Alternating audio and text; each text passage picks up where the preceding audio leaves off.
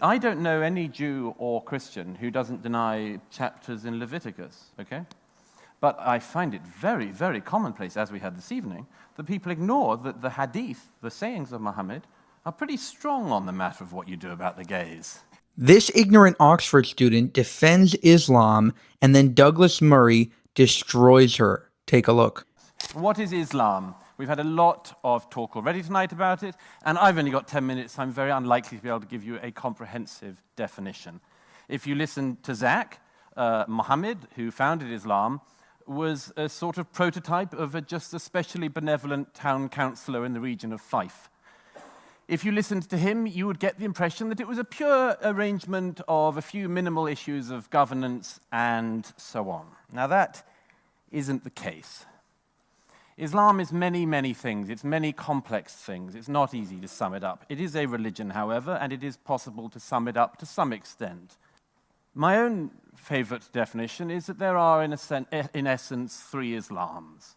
There is the Islam of the origins, that is the texts, the Quran and the Hadith, the sayings, and indeed the early lives of Muhammad. There is the second Islam, the way in which that has been extrapolated out over the centuries in the body of law known as the Sharia. And there is a third Islam that we often mean when we talk about Islam, which is what do Muslims believe? How do Muslims live?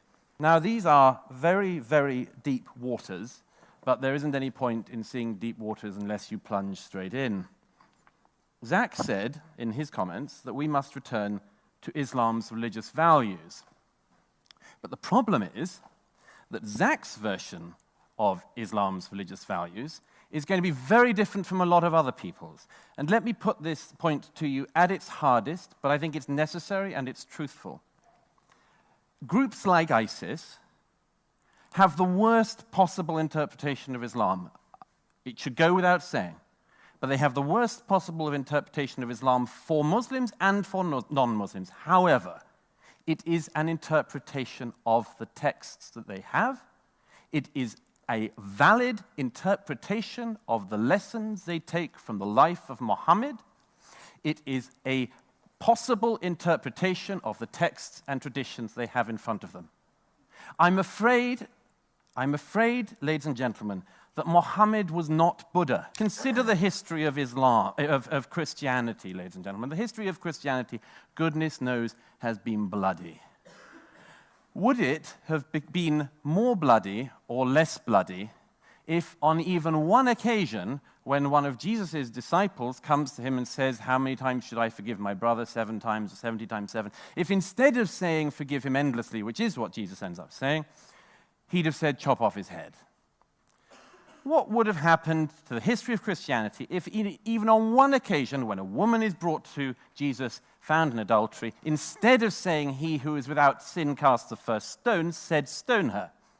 I think we can all agree. We should all be able to agree in a place like this, the history of Christianity would have been bloodier. So it is with Islam. And I know that in a house like this, in this particular era, it's necessary to pretend that some people believe in Christianity, some people believe in Islam, some people do yoga, and that there isn't very much difference between them. There is, ladies and gentlemen. The origins matter. But let me tell you some facts that should interest this house about what Muslims think. And I'm not going to go to Saudi Arabia. I don't need to go to Saudi Arabia. I don't need to go to the Gulf states. I don't need to go to Iran. I'll just use the opinions of Muslims in Britain.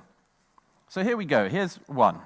It's generally agreed that the modern liberal state includes the right of sexual minorities to live their lives and find love as they wish. A Gallup poll carried out here in the UK in 2009 found that 0% of British Muslims think that homosexuality is acceptable. 0. An ICM poll carried out last year found that 52% of British Muslims think that homosexuality should be made illegal. 52% of British Muslims last year. A YouGov poll from 2015 found that nationwide in Britain, about 16% of the population think that homosexuality is morally wrong, but that raised to 29% in London. Why would that be? I leave you to ponder. Free speech is also, I think, widely agreed, certainly in Professor Borkstein's country, to be an important element in liberalism. So let's consider that one. Channel 4, in 2006, another notorious right-wing conspiracy, Channel 4. Channel 4 in 2006 found that 78% of British Muslims thought that the publishers of the Danish cartoons should be prosecuted. 78%. A BBC poll in 2015 found that 27% of British Muslims had, quote, some sympathy, end quote, for the people who went into the offices of Charlie Hebdo and killed the cartoonists, editors, and journalists there. Channel 4 poll from last year found that only 1% of UK Muslims think that publications should have the right to publish cartoons of Muhammad. So the subject of women's come up already tonight, but I'll just give you one figure. A poll carried out last year, also by Channel 4, found that nationwide 5% of the British population agree with the phrase that wives should, quote, always obey their husbands. 5% across the country. However, 39% of British Muslims agree with that phrase. Give me one other quick example. This isn't a figure. This is a quote from an eminent opponent of mine called Mehdi Hassan, a British Muslim journalist. Mehdi Hassan, on the subject of anti-Semitism within Britain's Muslim communities, wrote the following in 2013. "It pains me to have to admit this, but anti-Semitism isn't just tolerated in some sections of the British Muslim community, it is routine and commonplace. Any Muslims reading this article will know what I'm referring to. It is," he said, quote, "our dirty little secret." And you see, that is the big problem of this debate tonight. Because if the other side tonight is right, and Islam is perfectly compatible with Western liberalism, then it's all going to be fine. But if they're wrong, our society is screwed. We are taking part in an article of blind faith and putting our future in the hands of a combustible religion that denies what is at its roots, even whilst pretending it has other things going on. That is, I would argue, the worst possible situation for a liberal society to be in. So I know why tonight you will feel, and rightly feel, that it would be good to walk through this side of the house, to say that Islam is perfectly compatible with Western liberalism and to take part in that pretense. But I would argue that you should go through this side or down the middle, because this whole thing is up for grabs. It could all yet go very much worse than it's already gone. And the one thing that we can say with certainty is that if we avoid all the difficult parts of this argument and fall for the kumbaya version of Islam rather than looking at it ourselves, then the future of Islam, of Muslims, of British Muslims, European Muslims, and of those of us who are not Muslim is going to go very badly wrong indeed in the years ahead. So thank you. Hello. For my dedication, can I just ask 2 questions, please? Yeah, it's on. So the first question I wanted to ask is, to what extent do you distinguish between how a term can be defined and the worst form of interpretation? So, for example, if I say, and I admire the fact that I support a secular state, does that mean I should advocate the worst interpretation of secularism, such as becoming supporting Soviet Union? On the first of those things, no. I think that actually what the other side, by the way, did this evening was actually to essentialize Western culture. We hear a lot about the essentializing of Islam, very little about the essentializing of our culture. Immediately, Tariq Ramadan and others go on to colonialism and so on. It's as if the history of countries like ours is only one of colonialism. It's as if the rest of what we've achieved is as nothing. Second question I want to ask is, to what extent would you distinguish, as you rightly say, British Muslims being very anti-homosexual, as being following tribal cultures from South Asia, or because we know that that type of idea of killing homosexuality, being anti-homosexual, is not just restricted to Muslims in South Asia, but also Hindus in South Asia, Sikhs in South Asia, and Christians in African countries. What we've achieved is as nothing. As for your second question, this is another way to evade it. I don't know any Jew or Christian who doesn't deny chapters in Leviticus, okay? But I find it very, very commonplace, as we had this evening, that people ignore that the hadith, the sayings of Muhammad, are pretty strong on the matter of what you do about the gays.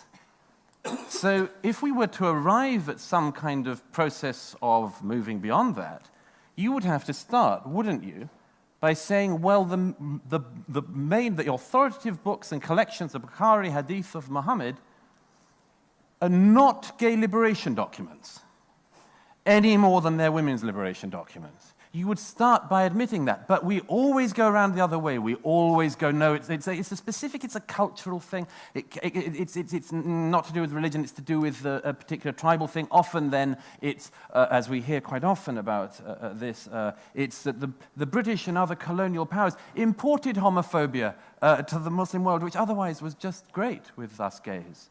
And this also is not an accurate interpretation. So, as I say, I would urge that Muslims in debating subjects like this admit what's in the texts and get beyond them fast. But I'm not a Muslim. They have to do the job themselves. I just hope they do.